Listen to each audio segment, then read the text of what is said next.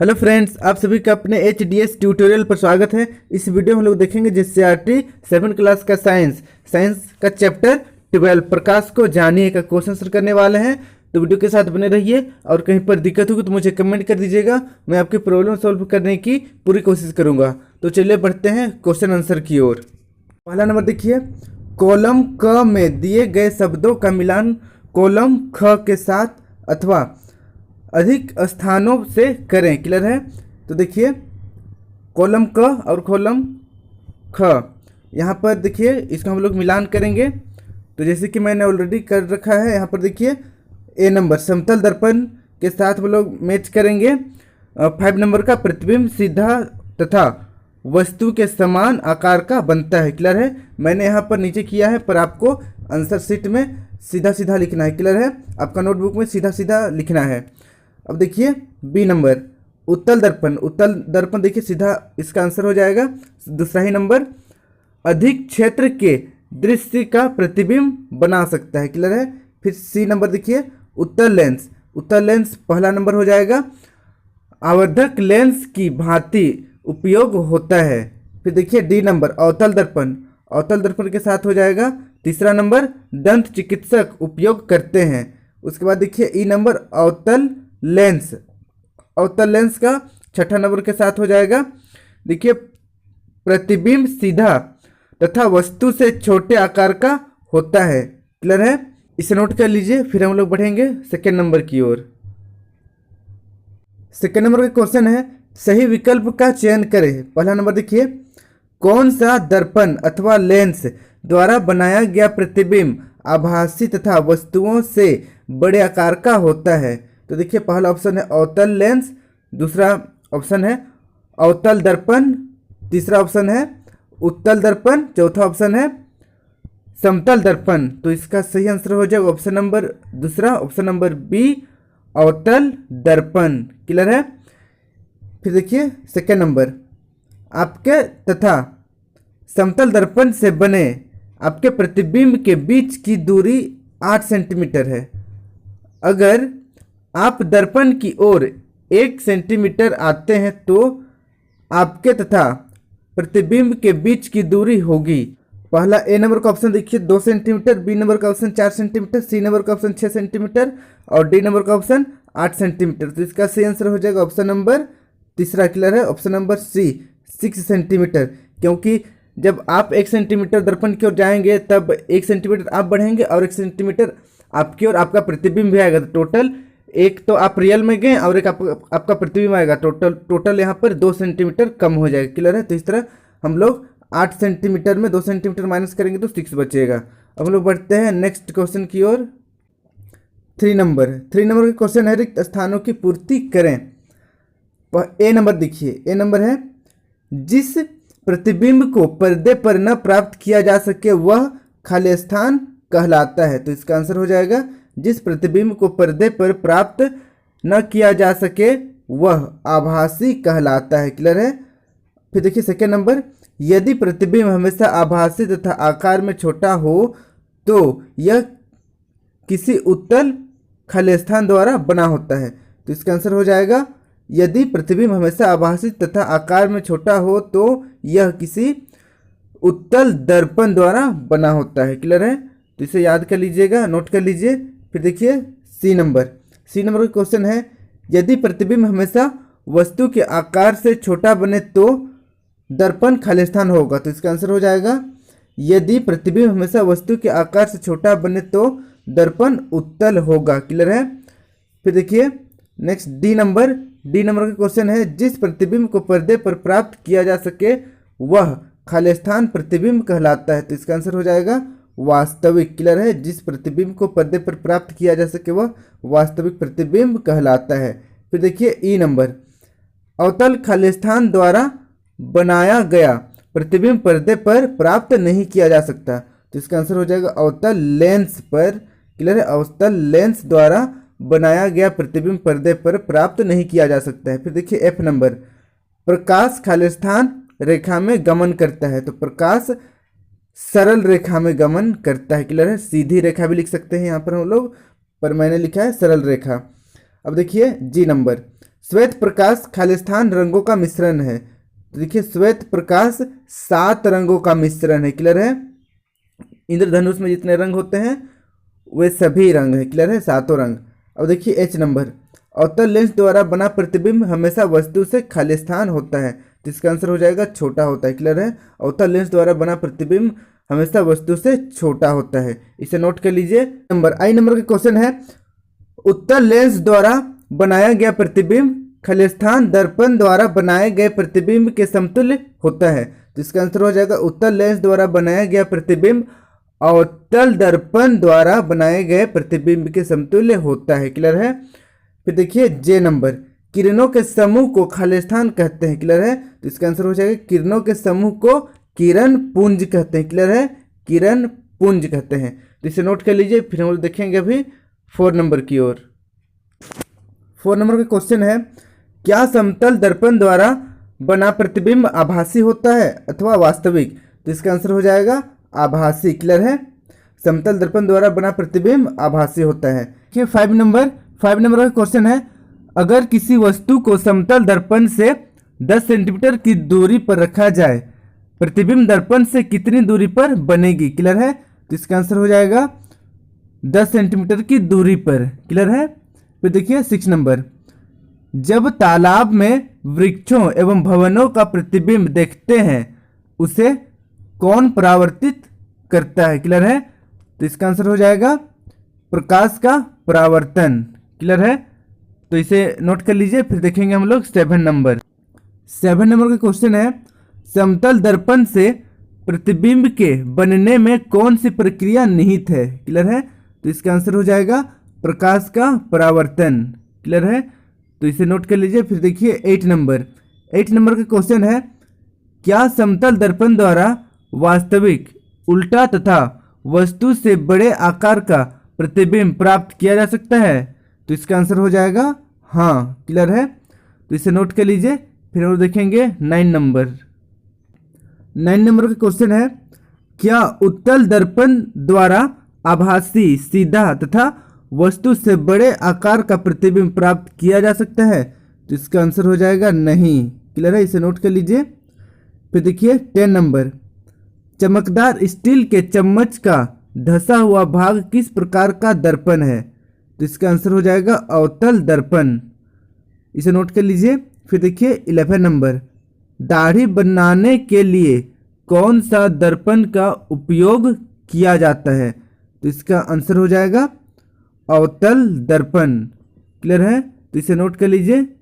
12 number का question है, कौन सा दर्पण आभासी, सीधा तथा वस्तु के आकार से छोटा प्रतिबिंब बनाता है?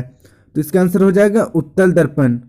फिर देखिए 30 नंबर, किस प्रकार का लेंस वास्तविक, उल्टा तथा वस्तु के आकार से बड़ा प्रतिबिंब बनाता है?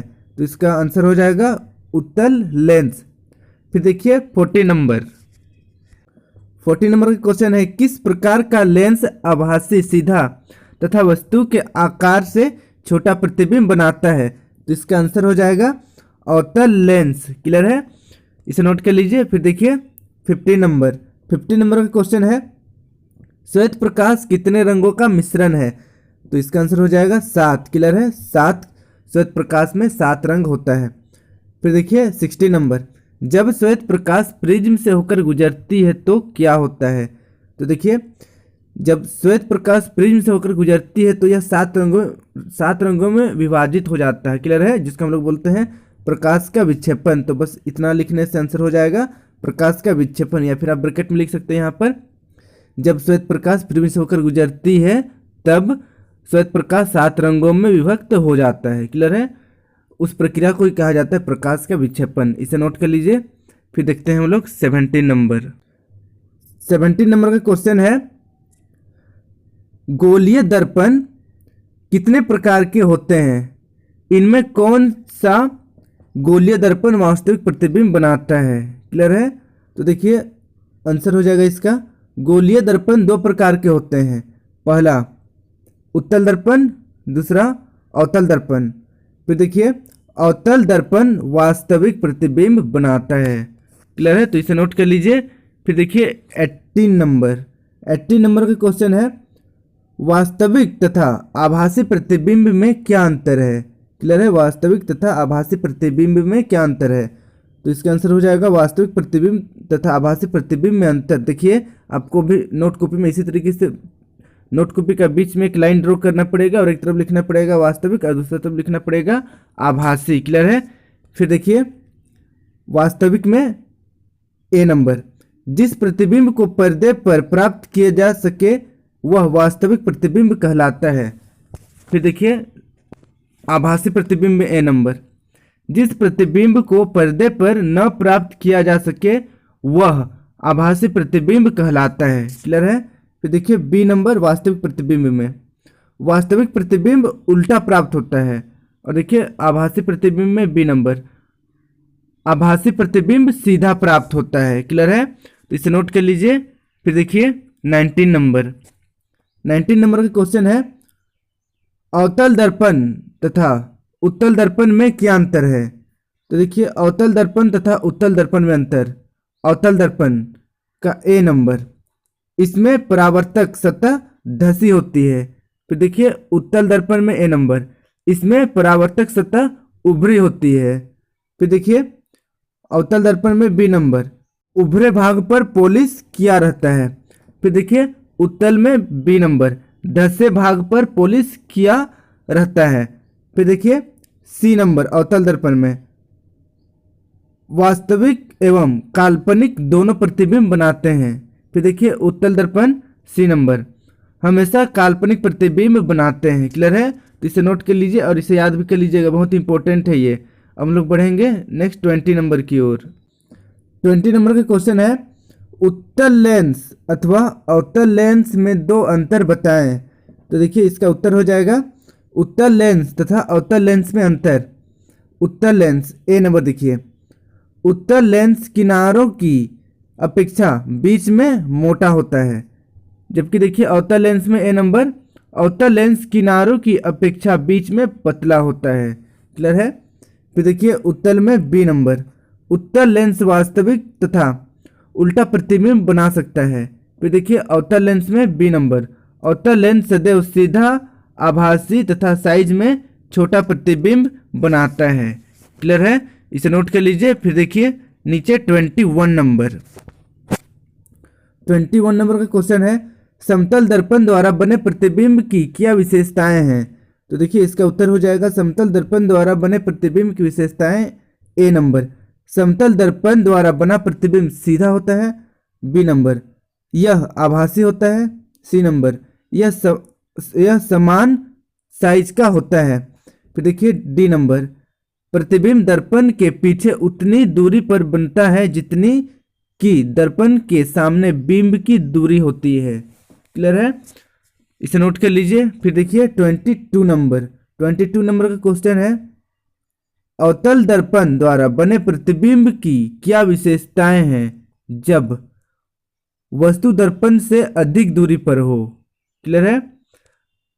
तो देखिए इसका आंसर हो जाएगा उत्तर, अवतल दर्पण द्वारा बने प्रतिबिंब की विशेषताएं। ए नंबर, प्रतिबिंब का आकार वस्तु के आकार से छोटा होता है।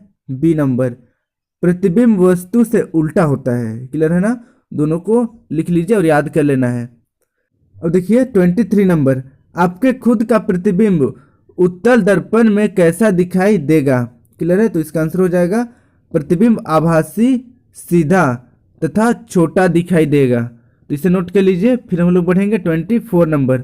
24 नंबर देखने से पहले आपसे रिक्वेस्ट है कि अगर अभी तक आप मेरे चैनल को HDS ट्यूटोरियल को सब्सक्राइब नहीं किए तो सब्सक्राइब कर लीजिए और साथ ही बगल में जो बेल आइकन है, घंटी का आइकन है, इसे प्रेस कर दीजिए ताकि जब भी मैं नया वीडियो अपलोड करूं आप तक नोटिफिकेशन चली जाए। और वीडियो को अपने दोस्तों के साथ, अपने क्लासमेट के साथ जरूर शेयर करें ताकि वे भी अच्छी तरीके से नोट बना सके। क्लियर है? तो चलिए हम लोग बढ़ते हैं अब नेक्स्ट 24 नंबर।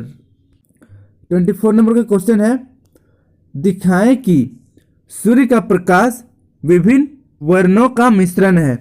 तो देखिए उसका उत्तर हो जाएगा, कांच का एक प्रिज्म लेते हैं, प्रिज्म के एक फलक पर सूर्य का प्रकाश पड़ता है, प्रिज्म के दूसरे फलक से बाहर निकलने वाले प्रकाश को श्वेत कागज की शीट पर गिरने देते हैं। इंद्रधनुष जैसा ही वर्ण हम देख सकते हैं। यह दर्शाता है कि सूर्य के प्रकाश में 7 वर्ण विद्यमान होते हैं। क्लियर है? तो इसे नोट कर लीजिए और नीचे जो डायग्राम दिया हुआ है इसे भी बना लेना है। देखिए ये हमारा प्रिज्म है। क्लियर है? प्रिज्म है, यहाँ से श्वेत प्रकाश आ रहा है और इधर 7 रंग में विभक्त हो जा रहा है। जैसे ऊपर है लाल नारंगी, पीला, हरा, जामुनी, नीला, फिर बैगनी। क्लियर है? जिसका हम लोग शॉर्ट में बैनी या पिनाला ऐसे कुछ कहा जाता है। तो देखिए इसके आपको ड्रॉ करना है। अब हम लोग बढ़ते हैं नेक्स्ट नंबर। फिर देखिए 25 नंबर का क्वेश्चन है, लेंस कितने प्रकार का होता है? 5 वस्तुओं के नाम लिखिए जिनमें लेंस का उपयोग होता है। क्लियर है? तो देखिए लेंस 2 प्रकार के होते हैं, ए उत्तल और बी अवतल लेंस। क्लियर है? अब देखिए 5 वस्तुओं के नाम जिनमें लेंस का उपयोग होता है। तो ए देखिए चश्मे में, बी दूरदर्शन में, सी सूक्ष्मदर्शी में, डी आवर्धक लेंस में और ई फोटोग्राफी एवं कैमरे में। क्लियर है? तो इसे नोट कर लीजिए। फिर देखिए 26 नंबर का क्वेश्चन है, वास्तविक प्रतिबिंब क्या है? इसका एक उदाहरण दें। क्लियर है?